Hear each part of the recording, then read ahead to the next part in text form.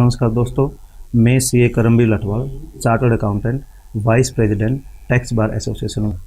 मैं आज आपसे डिस्कस करूँगा यदि किसी बिजनेसमैन की डेथ हो जाती है, वो चाहे कोविड की वजह से हो या किसी दूसरी बीमारी से हुई हो या किसी एक्सीडेंट में हुई हो, और उस बिजनेसमैन का अपना एक बिजनेस है और वो जीएसटी के अंदर रजिस्टर्ड है, तो उसकी डेथ के बाद उसके कानूनी उत्तराधिकारी के सामने ये समस्या होती है कि वो उस बिज़नेस को अपने नाम से किस तरीके से ट्रांसफ़र करवाए।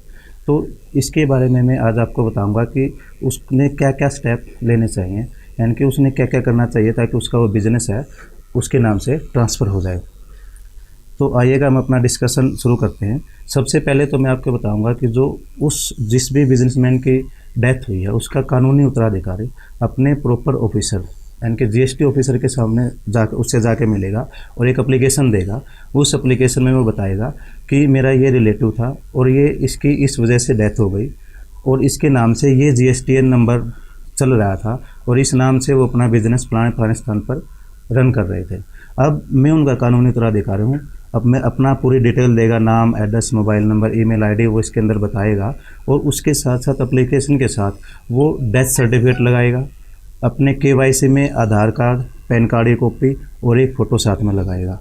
और उसके साथ सबसे जो ज़रूरी है वो है कानूनी उत्तराधिकारी का सर्टिफिकेट, जो अपने किसी भी अधिकृत अधिकारी से लेगा। वो सब रजिस्ट्रार से ले सकता है, किसी बैंकर से ले सकता है, या अपना एक एफिडेविट उस अधिकारी के सामने प्रस्तुत करेगा। फिर क्या करेगा, जो प्रॉपर ऑफिसर है जीएसटी कानून के अंतर्गत, वो ऑफिसर अपनी इंक्वायरी करके उस कानूनी उत्तराधिकारी को, जो आदमी एक्सपायर हो चुका है, जो बिजनेसमैन एक्सपायर हो चुका है, उसकी प्रोफाइल में जाके अथोराइज सिग्नेचरी ऐड कर देगा। अथोराइज सिग्नेचरी ऐड करने के बाद जो कानूनी उत्तराधिकारी व्यक्ति है वह जीएसटी पोर्टल पर जा कर के उस मृतक व्यक्ति के बिजनेस का जो भी जीएसटी पोर्टल पर जो आईडी पासवर्ड जो कानूनी उत्तराधिकारी ने मेल के थ्रू प्राप्त किया है, नया आईडी यूज़र आईडी और पासवर्ड, उसके थ्रू उसको ओपन करेगा।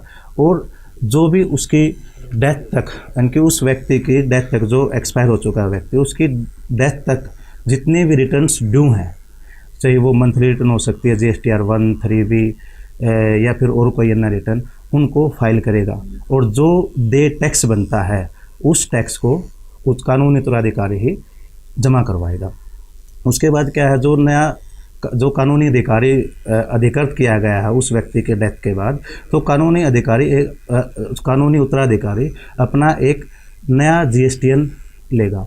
और जब वो नया जीएसटीएन लेने के लिए पोर्टल पर एक नया जीएसटीएन रजिस्ट्रेशन के लिए GSTREG 1 फॉर्म होता है, उसको अप्लाई करेगा। उस फार्म के अंतर्गत रीज़न पूछा जाता है कि आप ये जीएसटीएन क्यों ले रहे हैं, तो वो उसके अंदर बताएगा कि मैं जीएसटीएन डेथ ऑफ प्रोप्राइटर की वजह से ले रहा हूँ, यानी कि हमारे रिलेटिव की या जो भी उसका रिलेशन था उसके साथ, उस व्यक्ति का, उसकी डेथ हो चुकी है और इसकी वजह से मैं अपना नया रजिस्ट्रेशन ले रहा हूँ। तो वो रजिस्ट्रेशन, यदि उस कानूनी उत्तराधिकारी के पास पहले से कोई रजिस्ट्रेशन है, ऑलरेडी रजिस्ट्रेशन है, तो उसको नया रजिस्ट्रेशन लेने की ज़रूरत नहीं है। उसके बाद क्या होगा, जो भी उन्होंने नया रजिस्ट्रेशन लिया और जो उसका पुराना मृतक व्यक्ति का जो रजिस्ट्रेशन है, मृतक व्यक्ति के रजिस्ट्रेशन को वो पोर्टल पर ओपन करके एक GSTREG ITC 02 फॉर्म होता है, उसको वो सबमिट करेगा। और नए रजिस्ट्रेशन में जो उसको कानूनी उत्तराधिकारी ने नया रजिस्ट्रेशन लिया है या उसका ऑलरेडी रजिस्टर्ड था, उस रजिस्ट्रेशन के अंतर्गत वो पोर्टल पर ओपन करके उसको वो ITC 02 जो कि मृतक व्यक्ति की फर्म को लॉगिन करके फाइल किया गया है, उसको वो एक्सेप्ट करेगा। ये ITC 02 फॉर्म क्या होता है? ITC 02 फॉर्म होता है, यदि किसी व्यक्ति का जीएसटीएन पोर्टल पर इलेक्ट्रॉनिक क्रेडिट लेजर के अंतर्गत कोई ITC है, अवेलेबल है, उपलब्ध है, वो बचा हुआ है, यानी कि वो ITC उसने से वो टैक्स जो है सरकार से लेना है और वो बिजनेसमैन हो गया एक्सपायर, तो उसके एक्सपायर के बाद वो ITC नई फर्म के अंतर्गत जो कि नया नंबर लिया गया है उसमें ट्रांसफ़र करना होता है, तो वो ITC उसके अंदर ट्रांसफ़र हो जाएगा। उसके बाद क्या करेगा कानूनी अधिकृत व्यक्ति, जो पुराना जीएसटीएन है यानी कि मृतक व्यक्ति की जो फर्म है उसको निरस्त करवाएगा। निरस्त करवाने के लिए वो क्या करेगा, GSTREG फॉर्म नंबर 16 होता है, जो कि मृत्यु की डेट के 30 दिन के अंदर पोर्टल पर फाइल करना होता है, वो उसको फाइल करेगा। और जो फार्म GSTREG 16 है उसके अंतर्गत वो स्टॉक की डिटेल, चाहे वो स्टॉक कैपिटल गुड्स का है या इनपुट गुड्स का है, जिस डेट को उसकी डेथ हुई थी, उस डेट को जितना भी स्टॉक है उसके अंतर्गत बताएगा REG फॉर्म 16 के अंतर्गत। यदि उसमें कोई GST यानी कि टैक्स डे है तो उस टैक्स को भी देगा। फिर क्या होगा, प्रॉपर अधिकारी जो है GST का ऑफिसर, वो within 30 days from the date of receipt of application for cancellation of the GSTN of death person, तो उसके 30 दिन के अंतर्गत वो उस रजिस्ट्रेशन को GST REG 19 फॉर्म के अंतर्गत उसका कैंसलेशन देगा, या फिर उसका कैंसलेशन को कैंसिल करने के लिए, रिजेक्ट करने के लिए विद रीज़न एक ऑर्डर देगा। ठीक है। उसके बाद कैंसलेशन होने के बाद 90 दिन के अंदर यानी कि 3 महीने के अंदर अंदर कानूनी उत्तराधिकारी जो फर्म कैंसिल हुई है, यानी कि डेथ पर्सन की जो फर्म थी या जो बिजनेस था, उसके बारे में एक एनुअल रिटर्न जो REG 10 होती है उसको फाइल करेगा। और उसको फाइल करने के बाद जो है प्रॉपर तरीके से उसका जो पुराना जो GSTN है वो कैंसिल मान लिया जाएगा।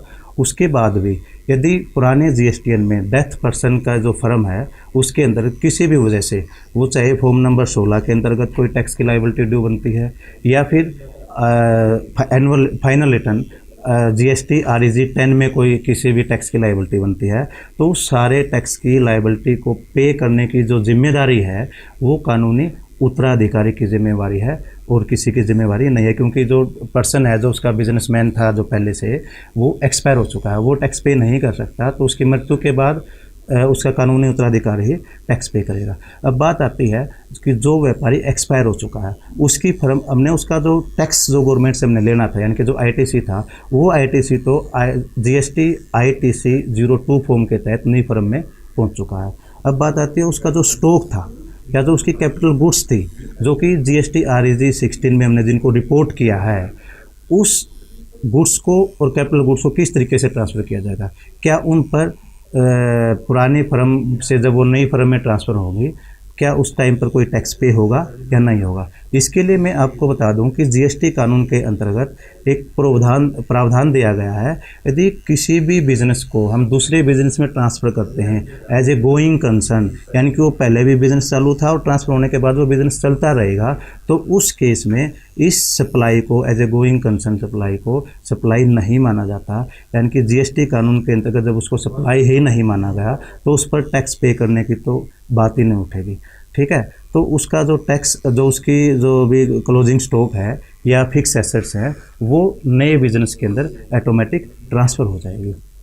तो इस केस में मैं एक बात और बता दूँ, हमें एक CA से एक सर्टिफिकेट भी लेना होगा कि जो उनका जो बिज़नेस ट्रांसफ़र हुआ है, यानी कि due to death of proprietor, जो नए SSC के उसके कानूनी उत्तराधिकारी के पास जो बिज़नेस का एज ए गोइंग कंसर्न, तो CA जो है अपने सर्टिफिकेट इशू करेगा कि जो ये बिज़नेस ट्रांसफ़र हुआ है एज ए गोइंग कंसर्न हुआ है। तो business transfer as a going concern के कई तरीके हो सकते हैं। एक हो सकता है कोई प्रोप्राइटरशिप फर्म पार्टनरशिप फर्म में कन्वर्ट हो जाए, या फिर कोई पार्टनरशिप फर्म प्रोप्राइटरशिप में कन्वर्ट हो जाए, या अमलगमेशन हो जाए, डिमर्ज हो जाए, या अन्य कोई कारण, अन्य कारण में due to death of proprietor यानी कि किसी बिजनेसमैन की मृत्यु हो जाना इंक्लूड किया जाता है। तो जो CA अपने सर्टिफिकेट में ये मेंशन करेगा कि जो ये बिज़नेस ट्रांसफ़र हुआ है, जो गोइंग कंसर्न हुआ है और इन रीजनों से हुआ है, और ये GST कानून के तहत इसको एज ए गोइंग कंसर्न का रूप देते हुए बिजनेस ट्रांसफ़र माना जाएगा। और इसलिए इस पर जो उसका जो स्टॉक ट्रांसफ़र हुआ है या कैपिटल गुड्स ट्रांसफ़र हुआ है, उसके एसेट्स कोई ट्रांसफ़र हुआ है, उसकी लायबिलिटी ट्रांसफ़र हुई है, तो वो GST के अंतर्गत सप्लाई नहीं माने जाएंगे और उन पर कोई टैक्स नहीं लगेगा। ठीक है। एक बात और मैं आपको बता दूं, यदि जो बिजनेसमैन एक्सपायर हुआ है, यदि वो कंपोजिशन स्कीम के तहत रजिस्टर्ड था GST कानून के अंतर्गत, तो उस टाइम पर ये जो ITC 02 फॉर्म है ये फाइल करने की कोई ज़रूरत नहीं रहेगी। तो ये था एक प्रोसेस जिसके तहत हम यदि कोई बिजनेसमैन एक्सपायर हो जाता है तो उसके बिज़नेस को उसके कानूनी उत्तराधिकारी के पास किस तरीके से ट्रांसफ़र कर सकते हैं। यदि आप इस प्रोसेस को फॉलोअप करेंगे तो आपको कोई परेशानी नहीं आएगी बिज़नेस को ट्रांसफ़र करने के अंतर्गत। ठीक है। तो ये कुछ था। तो मैं अब आप